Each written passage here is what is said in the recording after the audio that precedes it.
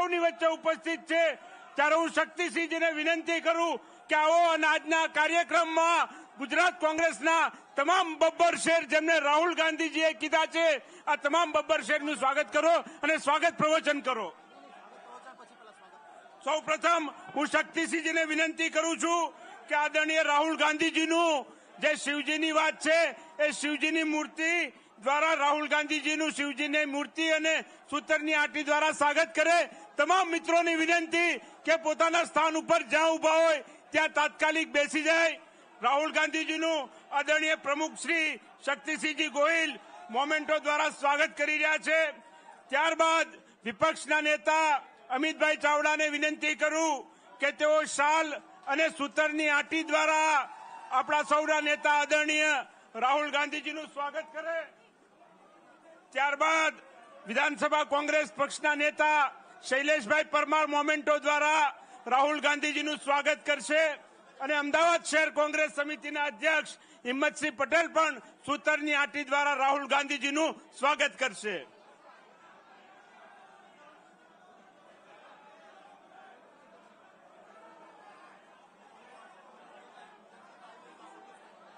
ભારતીય જનતા પાર્ટીના કાર્યકરોએ ગુજરાત પ્રદેશ કોંગ્રેસ સમિતિ ઉપર જે કાયરતાપૂર્ણ હુમલો કર્યો હું શક્તિસિંહજી ગોહિલ આપણા પ્રદેશ પ્રમુખશ્રીને વિનંતી કરું છું કે આવો અને સ્વાગત પ્રવચન કરો। શૈલેષભાઈ પરમાર દ્વારા શિવ હિ સત્ય એના મોમેન્ટો દ્વારા રાહુલ ગાંધીજીનું સ્વાગત કરવામાં આવી રહ્યું છે। આ ગુજરાતની ગાંધી અને સરદારની ભૂમિ ઉપર રાહુલજીનું સ્વાગત છે। હું વિનંતી કરું આપણા પ્રદેશ પ્રમુખ શ્રી શક્તિસિંહજી ગોહિલને કે જેમણે તાકાતપૂર્વક ભારતીય જનતા પાર્ટીની આ સરકાર અને પોલીસને ફરજ પાડી કે કોંગ્રેસ પક્ષની પણ એફઆઈઆર લેવી પડે।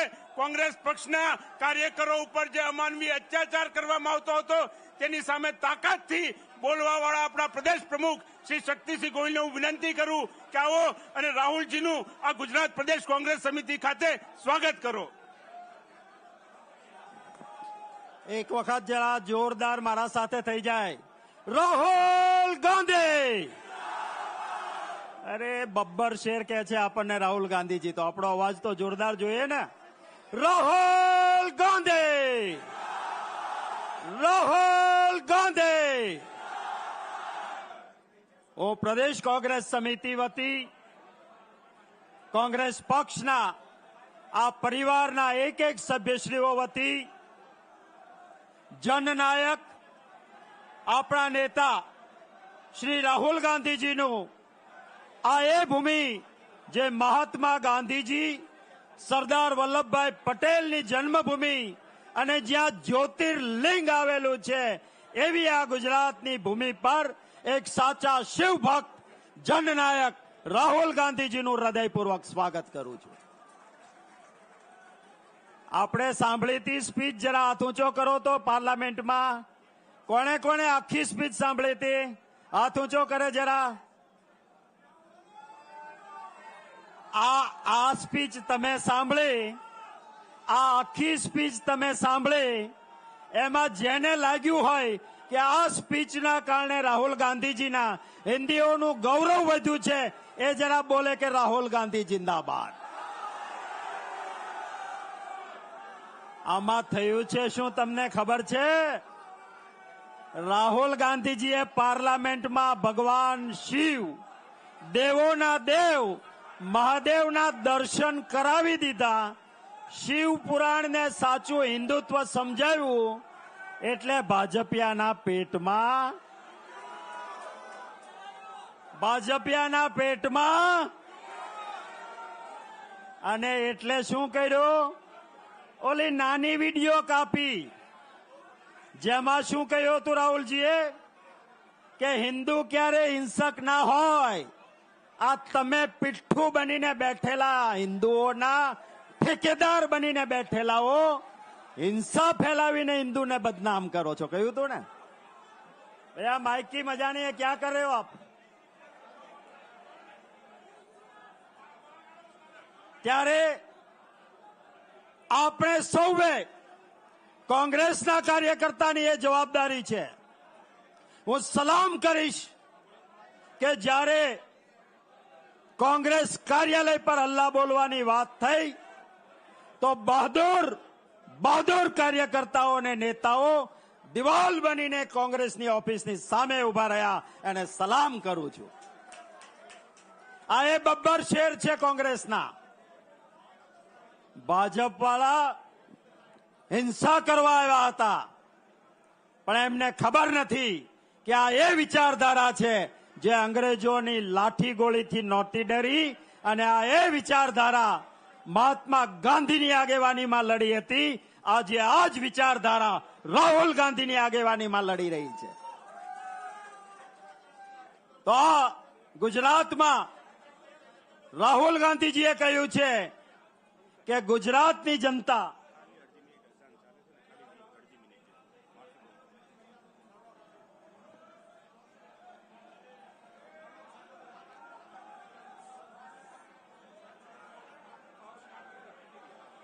ત્યારે હું આપ સૌને કહું છું કે કોંગ્રેસ ગુજરાતમાં જીતશે, એ રાહુલ ગાંધીજીના શબ્દો, અને આપણા અહંકારથી નહીં. ગુજરાતીઓ આનાથી ગળે આવી ગયા છે, એટલે ગુજરાતીઓ કોંગ્રેસને જીતાડશે. રાહુલ ગાંધીજી ન્યાય માટે લડે છે, અને સમગ્ર ગુજરાતમાં જેને જેને અન્યાય થયો છે એ પરિવારો રાહુલ ગાંધીજીને મળવા આવ્યા છે, અને રાહુલ ગાંધીજી એમને મળવાના છે. આ ગુજરાતીઓના આશીર્વાદ આપણને જીતાડશે. જે 5 બબ્બર શેર પોલીસે જેમને પકડ્યા છે, કોર્ટે આજે પણ એમની ટીકા કરી કે તમારે જરૂર નહોતી તો વહેલા હું કામ લાવ્યા. એવા પરિવારના, એ જ આપણા બબ્બર શેરના પરિવારના સભ્યોને રાહુલ ગાંધીજી મળવાના છે. એ માટે રાહુલ ગાંધીજીનો આભાર માનું છું. આવા આપણા નેતા છે. વિશેષ તમારી અને રાહુલ ગાંધીજીની વચ્ચે નહીં લેતા હું રાહુલ ગાંધીજીને જ વિનંતી કરું. એ પહેલા જરા 2 સૂત્રો થઈ જાય. राहुल गांधी, और जोर से राहुल गांधी. और राहुल गांधी जी से मैं विनती करूंगा कि आइए और हमें संबोधित कीजिए.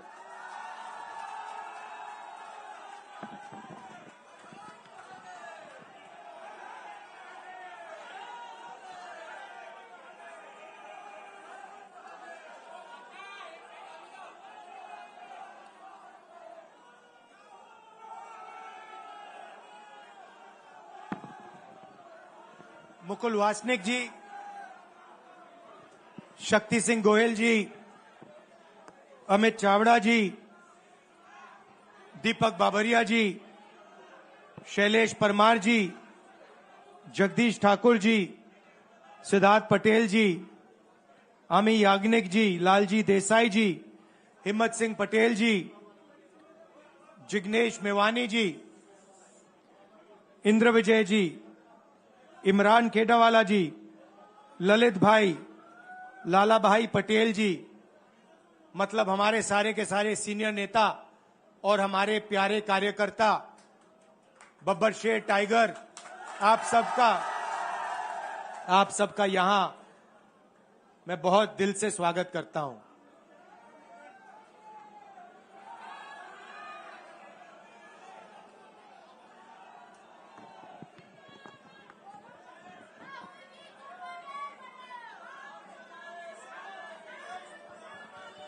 पार्लियामेंट हाउस में आपने देखा होगा कि अजीब सी बात है,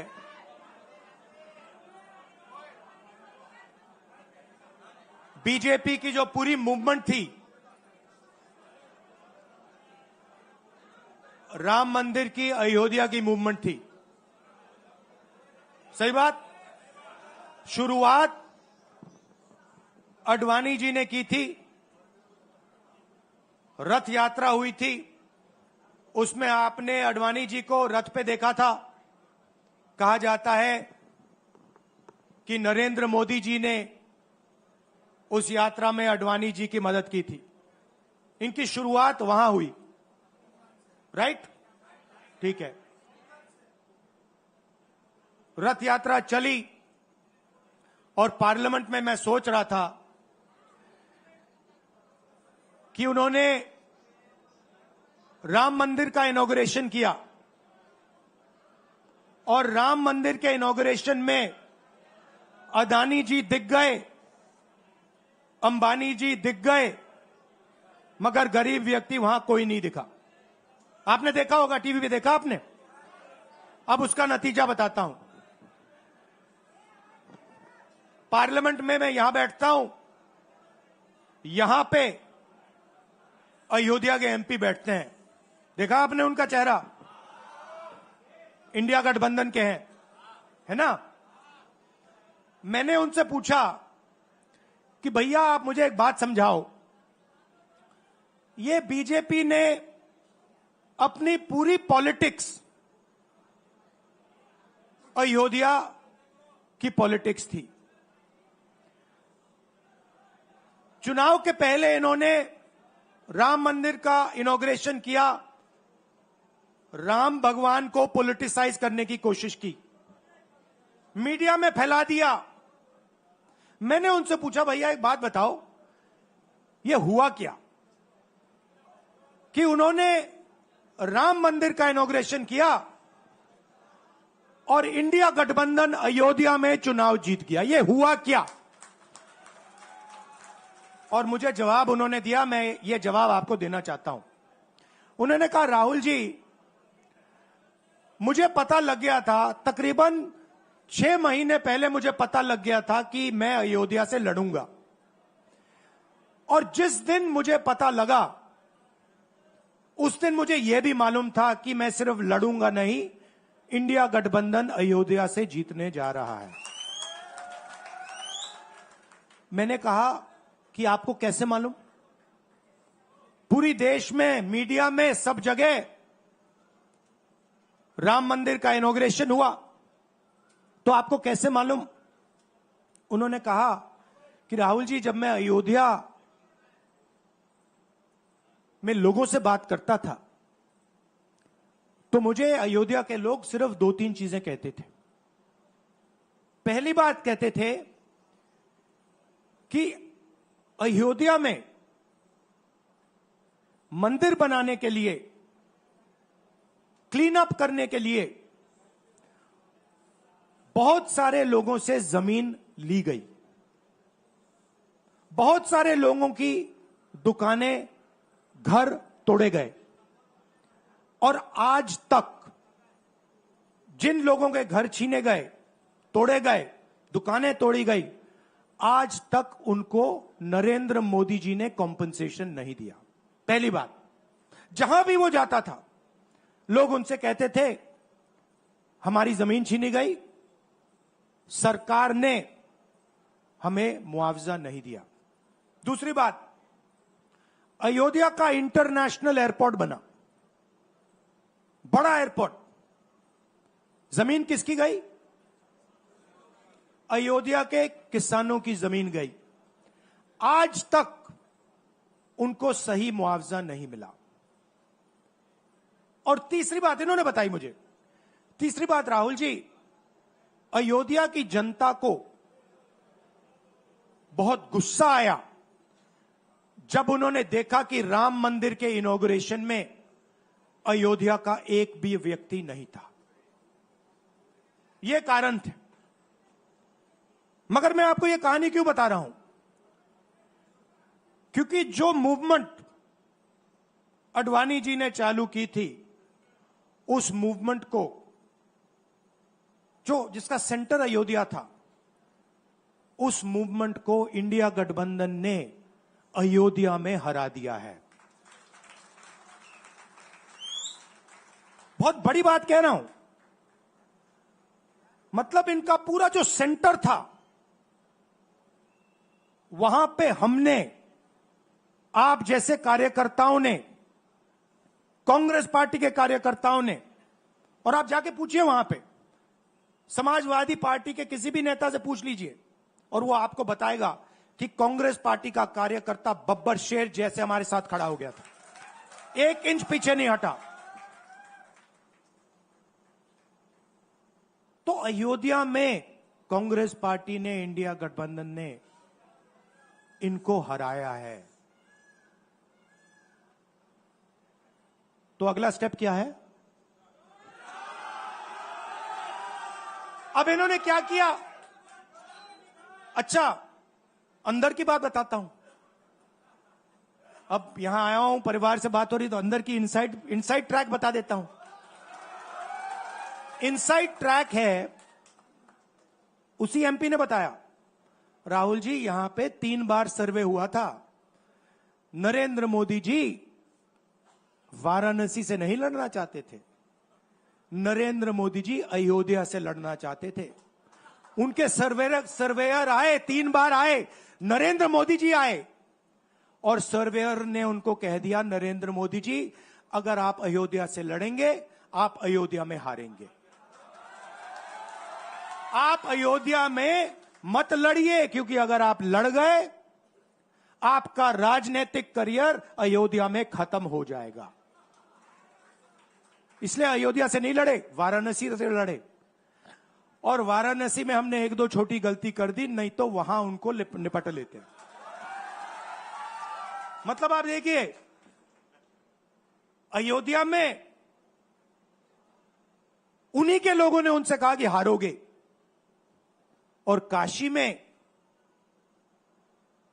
कितने से जीते? 1 लाख वोट से जीते। मतलब जान बचा के निकले हैं। सच्चाई है। जैसे मैंने पार्लियामेंट हाउस में कहा, हमारा काम, ये जो लगा रखा है मैंने आज, ये जो चिन्ह लगा रखा है, इसको क्या कहते हैं? अभय मुद्रा कहते हैं। ये आपका चिन्ह है, इसको भूलो मत। आप आज वापस जाओगे, अलग अलग धर्म के लोग हो आप, हर धर्म में यह चिन्ह आपको दिखाई देगा। गुरु नानक जी की फोटो देखिए, महावीर की देखिए, बुद्धा की देखिए। इस्लाम में भी, जैसे मैंने पार्लियामेंट में कहा, दुआ मांगी जाती है, दोनों हाथ से ऐसे मांगी जाती है। आप शिव जी की फोटो देखिए, उसमें आपको यह दिखाई देगा। और इसका मतलब है डरो मत, डराओ मत। और मैं आपसे यहां कहने आया हूं, इन्होंने आपके ऑफिस पे आपके कार्यकर्ताओं पर आक्रमण किया है। अब आपको डरना नहीं है, डराना नहीं है। इन्होंने हमारे ऑफिस पे धमकाकर, ऑफिस को तोड़कर हमें चैलेंज दिया है। चैलेंज क्या है? गुजरात के चुनाव में मैं आपको बता रहा हूं, हम सब मिलकर इनको गुजरात में हराने जा रहे हैं। जो हमने कहा, और लिख के ले लो, कांग्रेस पार्टी की जो आत्मा है वो गुजरात के चुनाव में लड़ेगी, और नरेंद्र मोदी और बीजेपी को गुजरात में, जैसे हमने अयोध्या में हराया है, वैसे ही हम गुजरात में इनको हराने जा रहे हैं। कौन हराएगा? हमारे लीडर हराएंगे, हमारे बब्बर शेठ टाइगर हराएंगे। आप देख रहे हो, मैं बता रहा हूं आपको, देखो 50% आप में से लोग, 50% आप क्या सोच सकते थे? मैं आपको पूछता हूं, आप क्या सोच सकते थे? चुनाव से पहले आप सोच सकते थे कि अयोध्या में बीजेपी हारेगी? ना। आप सोच सकते थे कि नरेंद्र मोदी से जान बचा के निकलेगा? मतलब मार्जिन ऐसे तुक्के से निकलेगा, सोच सकते थे? मैं आपको बता रहा हूं, जैसे ये अयोध्या में हारे, वैसे यहां पे हारने जा रहे हैं। आपको सिर्फ एक काम करना है, आपको सिर्फ गुजरात की जनता को सिर्फ एक बात बोलनी है,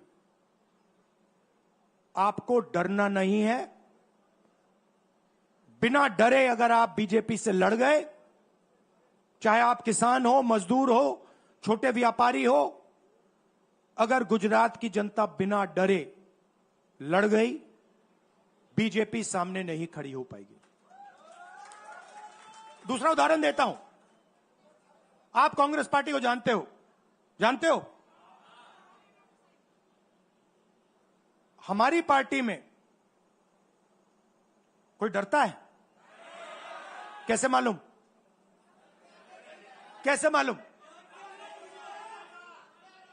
हमारी पार्टी में दिल से बात कर देते हैं। बड़ा सा बड़ा हो, राहुल गांधी हो, हमारे पार्टी के लोग कहते हैं राहुल गांधी, मुझसे कहते हैं, मेरे कमरे में आके कहते हैं, राहुल जी ये जो आपने किया हमें अच्छा नहीं लगा। कहते हैं, मैं बता रहा हूं आपको, और मैं कहता हूं आपने सही बोला, इस बार मैंने ऐसे नहीं करना था, जो आप बोल रहे हो वैसे करना था। हम डरते नहीं हैं, ना हमारे कार्यकर्ता हमें बोलने से डरते हैं, ना हम अपनी कार्यकर्ता की बात सुनने से डरते हैं, ना हमारा कार्यकर्ता हमसे डरता है। अब देखिए, मैं आपको रियलिटी बता रहा हूं। बीजेपी में नरेंद्र मोदी बैठे हैं, उनकी पूरी टीम बैठी है उनके सामने। मैं आपको इंटरनल बात बता रहा हूं, उनमें से कोई नरेंद्र मोदी को नहीं चाहता, मगर कोई नहीं चाहता, मतलब पूरी लीडरशिप टीम देख लो आगे बैठी है। मैं बता रहा हूं आपको, अंदर की बात बता रहा हूं, इनसाइड ट्रैक दे रहा हूं, कोई नहीं चाहता, मगर दम नहीं है, डरते हैं।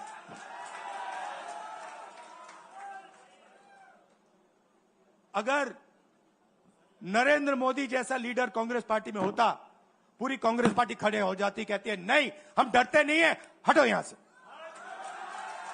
मगर उनकी पार्टी में दम ही नहीं है, उनके कार्यकर्ताओं में दम नहीं है। आप देखो ना, एक आदमी खड़ा है वहां पे, सबकी हवा निकल गई, मतलब कार्यकर्ताओं की हवा निकल गई, आरएसएस की हवा निकल गई, सारे लीडर्स की हवा निकल गई। सच बोल रहा हूं ना। और हमारे मतलब छोटा सा कार्यकर्ता होता है, टाइगर होता है, आता है कांग्रेस प्रेसिडेंट के सामने, आता है राहुल गांधी के सामने, आता है, कहता है भैया मेरे दिल में ये बात है, आपको ना लगे मैं तो बोल रहा हूं। तो ये है कांग्रेस पार्टी। अंग्रेजों के साथ ये खड़े हो गए थे सारे के सारे आरएसएस वाले। हम लड़े थे, हमने कहा, देश से हमने कहा था डरो मत, डराओ मत, हमने कहा था। बीजेपी के लोगों ने हाथ जोड़ के कहा था भैया डर गए हम, जो करना है कर लो। तो आप अपनी हिस्ट्री समझो, जो डर की भावना होती है ना, वो आप में नहीं है, उनमें है। और इसी के कारण मैं आपको बता रहा हूं, कांग्रेस पार्टी गुजरात में जीतेगी और गुजरात से ही नई कांग्रेस पार्टी बनेगी। क्योंकि कांग्रेस पार्टी, मैं गहरी बात बोल रहा हूं, मैं ऐसी आलतू फालतू बात नहीं करता हूं। देखिए, कांग्रेस पार्टी बनी कहां थी, मतलब हमारे जो सबसे बड़े नेता थे, जिन्होंने रास्ता दिखाया था। आप क्या सोचते हो, जब यहां अंग्रेज राज करते थे, क्या डर नहीं था? गुजरात के व्यक्ति ने कहा था, महात्मा गांधी ने देश को कहा कि देखो डरो मत, डराओ मत। और आग गुजरात से शुरू हुई थी। और आज अगर कांग्रेस पार्टी है, तो वो पार्टी, वो भावना, वो सोच गुजरात से शुरू हुई थी।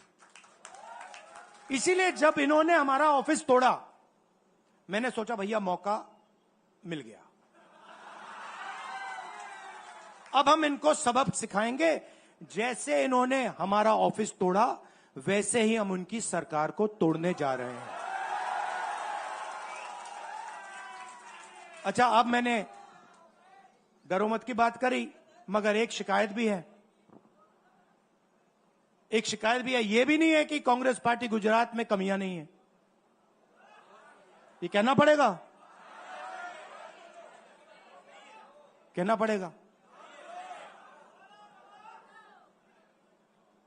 कमी क्या है?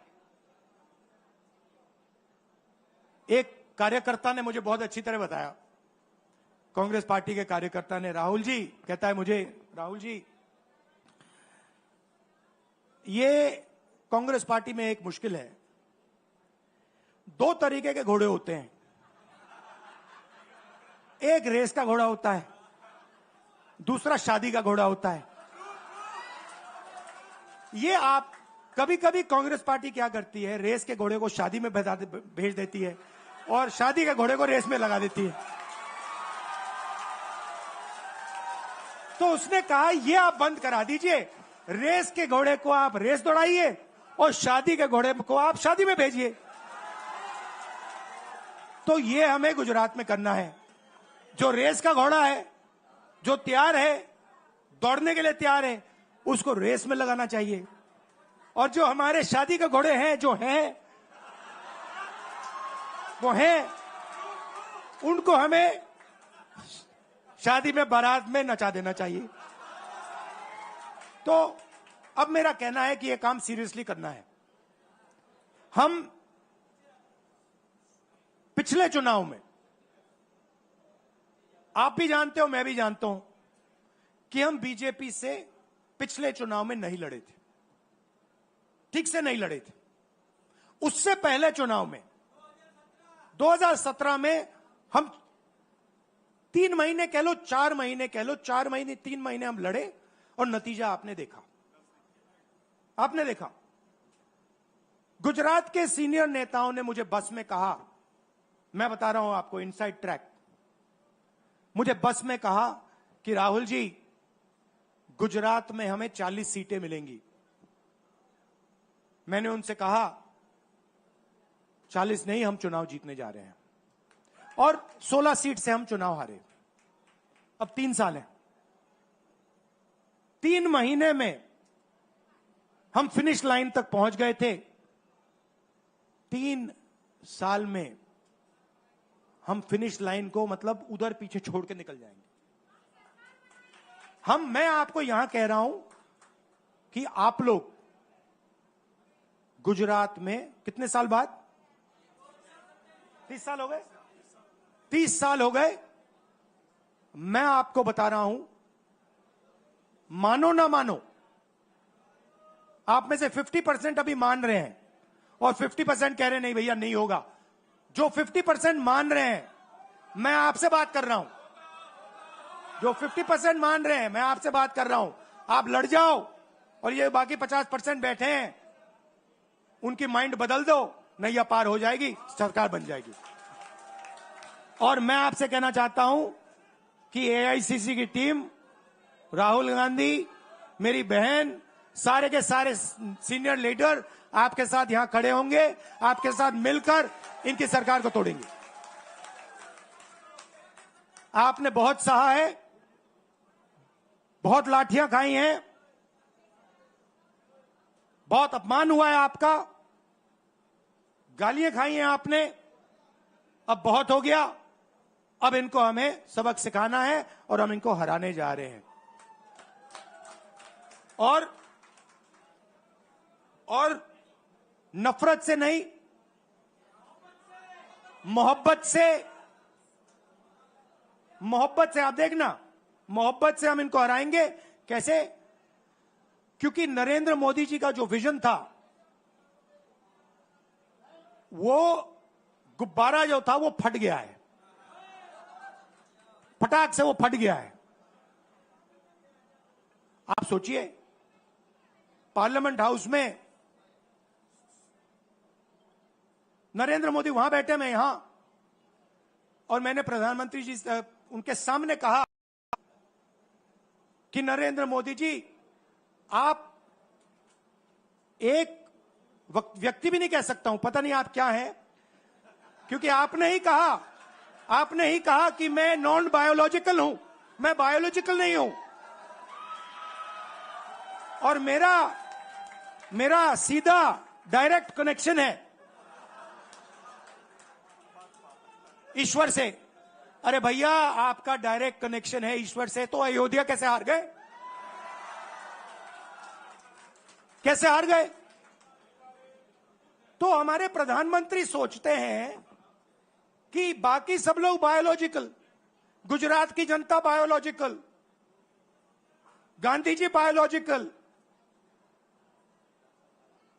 हिंदुस्तान के किसान मजदूर सब लोग बायोलॉजिकल, और नरेंद्र मोदी नॉन बायोलॉजिकल।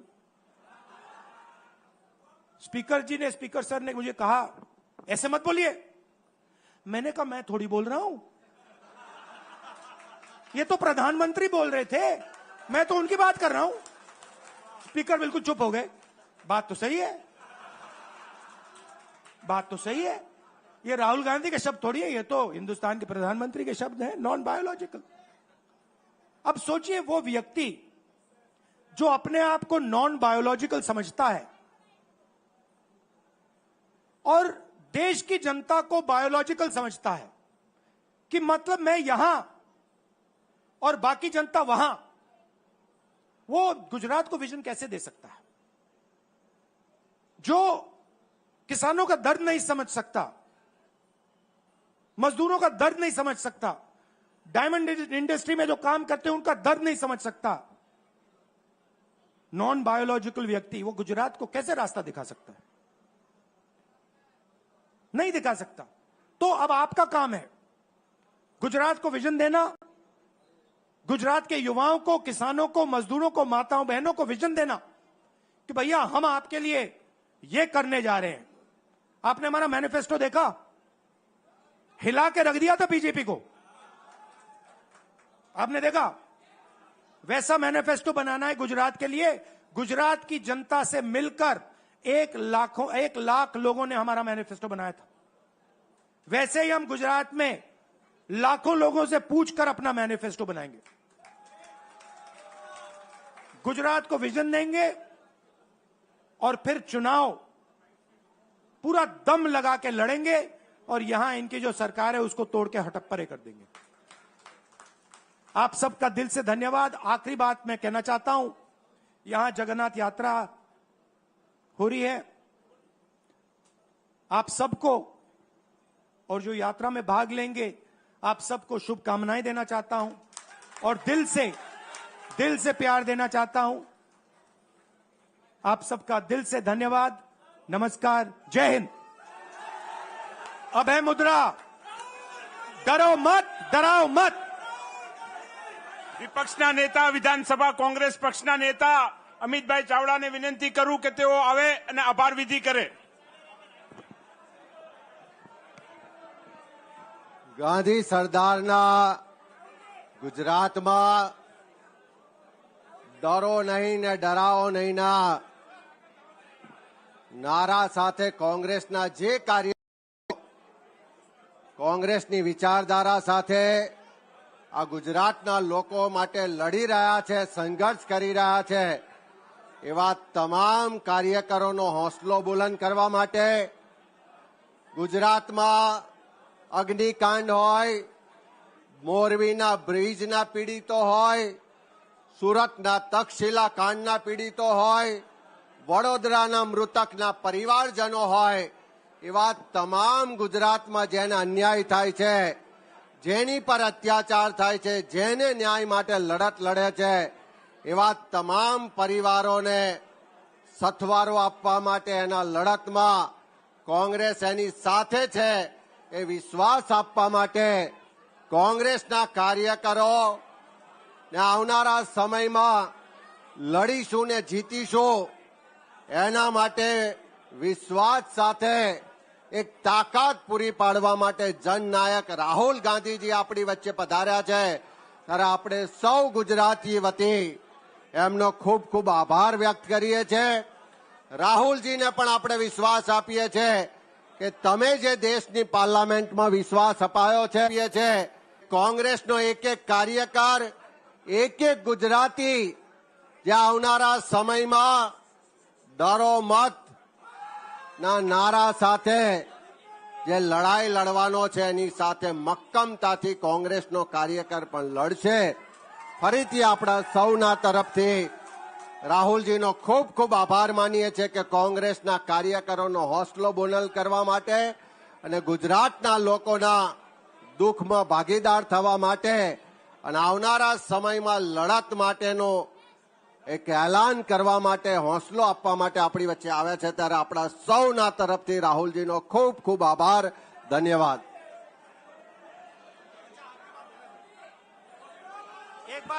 एक बात मैं भूल गया कहना, आने से पहले मैंने अपनी बहन से कहा था कि देखो अगली बार मैं गुजरात जाऊंगा तुम्हें मेरे साथ आना होगा।